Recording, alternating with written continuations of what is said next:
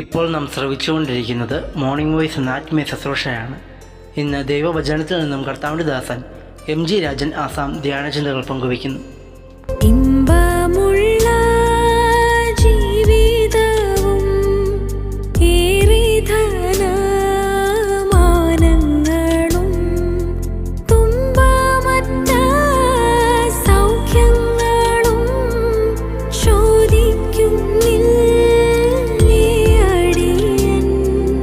നീരുനീര പാമ്പടിയോ നീണ്ട നടയോ കുറുതോ പാരം കരഞ്ഞോടുന്നതോ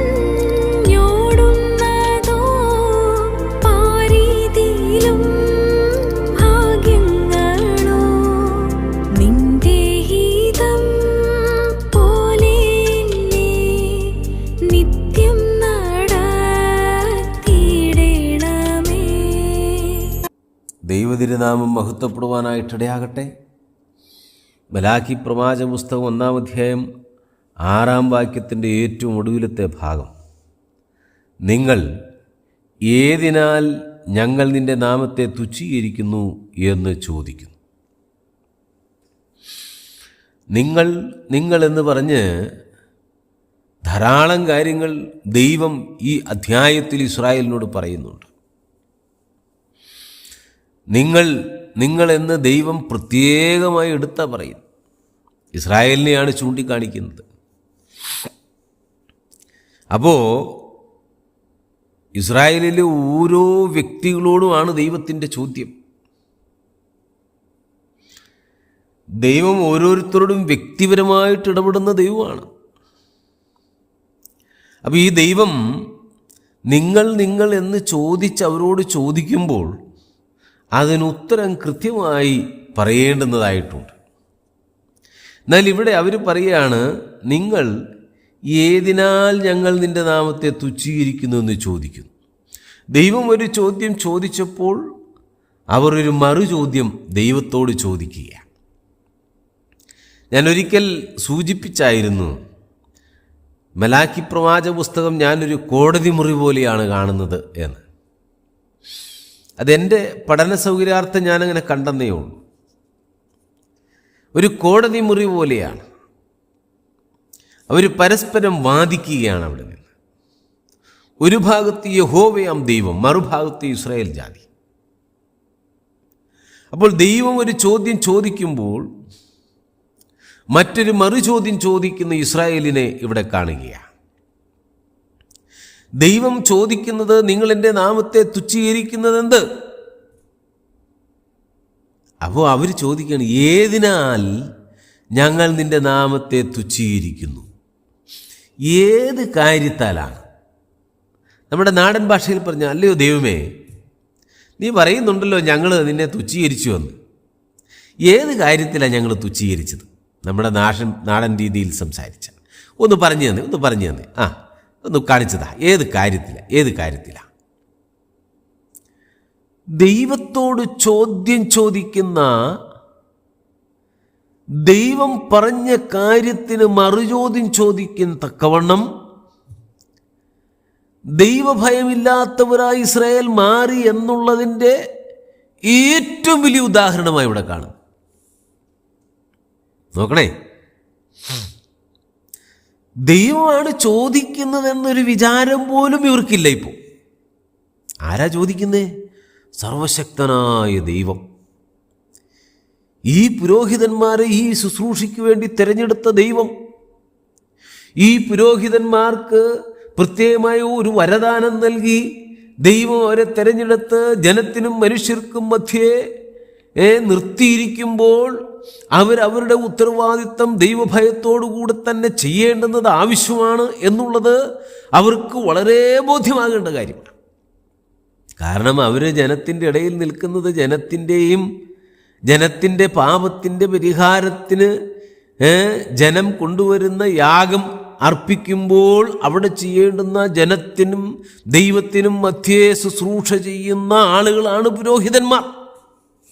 കേവലം പാപപരിഹാരത്തിന് വേണ്ടി മാത്രമല്ല, പല കാര്യങ്ങളുണ്ട്. അതിലെ പ്രധാനപ്പെട്ട കാര്യം ഞാൻ സൂചിപ്പിച്ചെന്നേ ഉള്ളൂ.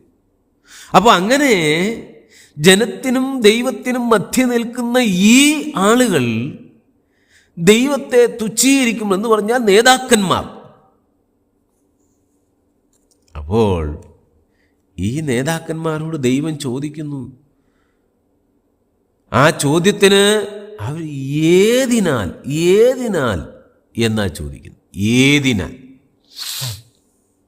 എണ്ണി പറയാൻ ദൈവത്തിന് കാര്യങ്ങൾ ഇവിടെ വ്യക്തമായിട്ട് വരുന്ന വാക്യങ്ങളിലൂടെ നമുക്കത് പഠിക്കാം. അത് ദൈവം അവരോട് എണ്ണി പറയുന്നുണ്ട്.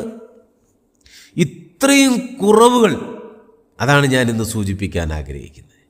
ഇത്രയും ഭയങ്കരമായിരിക്കുന്ന കുറവുകൾ അവരുടെ ജീവിതത്തിൽ ഇരിക്കുമ്പോഴും ആ കുറവുകളെക്കുറിച്ച് ഒരു ബോധവുമില്ലാതെ അവർ ചോദിക്കുകയാണ്, ഏതിനാൽ ഞങ്ങൾ തുച്ഛീകരിക്കുന്നു എന്ന്. എന്നെ കേൾക്കുന്ന മാന്യശ്രോതാവേ,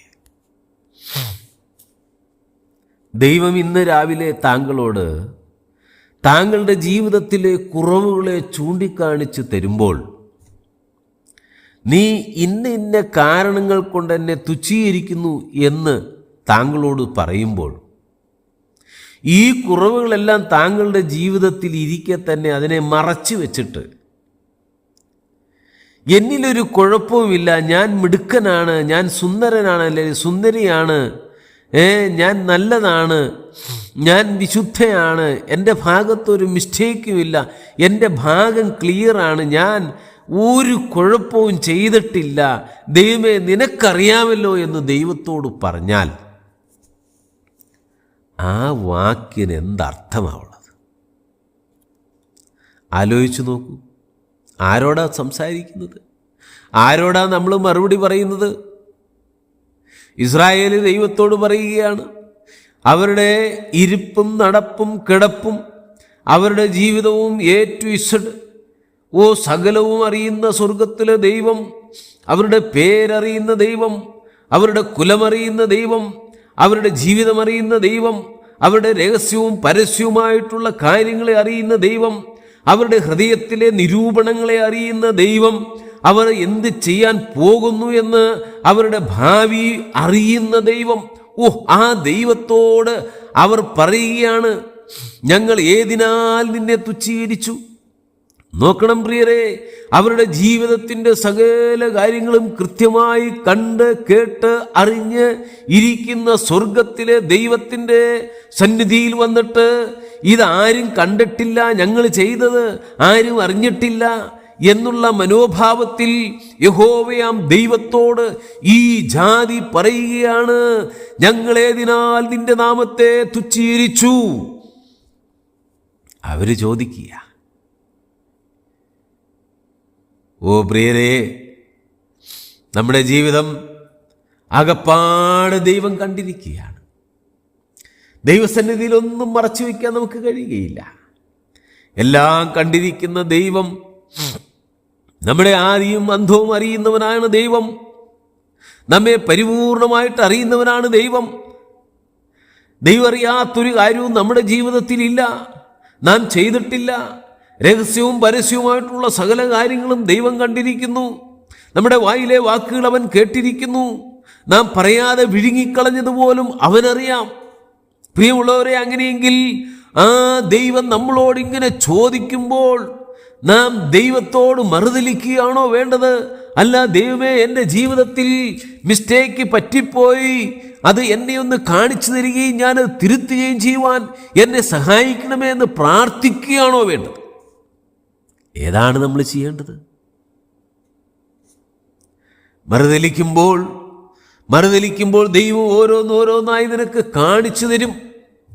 എന്നാൽ ദൈവമേ, എൻ്റെ ഭാഗത്ത് കുറവുകളുണ്ട്, തെറ്റുപറ്റിപ്പോയി, ഞാനത് അംഗീകരിക്കുന്നു, സമ്മതിക്കുന്നു, നീ എന്നെ അത് കാണിച്ചു തന്നതുകൊണ്ട് സ്തോത്രം, തിരുത്തുവാൻ ഞാൻ മനസ്സ് വയ്ക്കുന്നു എന്ന് പറഞ്ഞ് തിരുത്തി ദൈവത്തെ ഭയപ്പെട്ട് മടങ്ങി വരുവാൻ നമുക്ക് കഴിഞ്ഞാൽ, സ്തോത്രം. അതാണ് നമ്മുടെ ക്രിസ്തീയ ജീവിതത്തിൻ്റെ അനുഗ്രഹവും വിജയവും. അവിടെയാണ് ദൈവത്തിന് പ്രസാദം. ആ ദൈവം നിശ്ചയമായിട്ടും നമ്മെ അനുഗ്രഹിക്കും. എന്നാൽ ഇസ്രായേലിനെ സംബന്ധിച്ച് ഞാനിങ്ങനെ പറയട്ടെ, അവർ പിന്നെയും മറുതലിക്കുന്നവരായിട്ട് തീർന്നു. അവരുടെ പാപത്തെക്കുറിച്ച് കുറ്റബോധമില്ലാത്തവരായിട്ട് മാറി. അവരുടെ തെറ്റ് ദൈവം ചൂണ്ടിക്കാണിച്ചിട്ടും അത് അംഗീകരിക്കാൻ മനസ്സില്ലാത്തവരായിട്ട് തീർന്നു.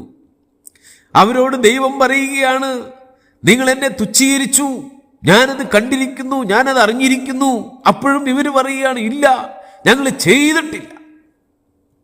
നോക്കണേ, ഇന്ന് എത്രയോ ആളുകളാണ് ജീവിതത്തിൽ വലിയ പരാജയത്തിൽ കൂപ്പുകുത്തിയിട്ട് വലിയ കുറവുകളിലൂടെ കടന്നുപോയിട്ടില്ല, ഞാൻ ചെയ്തിട്ടില്ല, എനിക്കറിയത്തില്ല, ഞാൻ അങ്ങനെയുള്ള ഒരാളല്ല എന്ന് പറഞ്ഞ് സ്വയം തടിതപ്പാൻ ശ്രമിക്കുന്നത്. ഒരു രക്ഷയുമില്ല സഹോദര സഹോദരി. ദൈവമുമ്പാകെ കടന്നു വന്ന് സമ്മതിക്കുക എന്നുള്ളതാണ് ഏക മാർഗം. ആകയാൽ ദൈവസന്നിധിയിൽ വന്ന് പറ, കർത്താവേ, എൻ്റെ കുറവ് എന്നോട് ക്ഷമിക്കണം. നീ കണ്ടുപിടിച്ചല്ലോ, സ്തോത്രം, ഞാനത് തിരുത്തുന്നു. ഞാൻ നിന്നെ തുച്ഛീകരിക്കാതെ നിന്നെ ഭയപ്പെട്ട് ജീവിപ്പാൻ എൻ്റെ ജീവിതത്തിൽ കൃപ തരണമേ എന്ന് പ്രാർത്ഥിച്ചുകൊണ്ട് ഭക്തിയോടെ മുന്നേറുവാൻ ദൈവത്തിൻ്റെ ആത്മാവ് താങ്കളെ രാവിലെയും പ്രബോധിപ്പിക്കുക, രാവിലെയും താങ്കളോട് സംസാരിക്കുക. അതിന് കർത്താവ് താങ്കളെ സഹായിക്കട്ടെ. എനിക്ക് വേണ്ടിയും താങ്കൾക്ക് വേണ്ടിയും ക്രൂശിൽ മരിച്ചവനായ ക്രിസ്തു നമ്മെ കൈവിടാതെ ചേർത്ത് നിർത്തുമ്പോൾ സ്തോത്രം, അവൻ്റെ നെഞ്ചോട് ചാരി അവൻ്റെ കൈക്കീഴിൽ അമർന്ന്, കർത്താവേ, എൻ്റെ കുറവ് ക്ഷമിക്കുകയും എന്നെ അനുഗ്രഹിക്കുകയും നേരായി പാതയിൽ നടത്തുകയും ചെയ്യണമെന്ന് പ്രാർത്ഥിച്ചുകൊണ്ട് തിരുസന്നിധിയിൽ സന്തോഷത്തോടെ മുന്നേറാം. കർത്താവിനായിട്ട് നമ്മെ സഹായിക്കട്ടെ. ദൈവത്തിൻ്റെ പൊന്നുനാമം മഹത്വപ്പെടട്ടെ.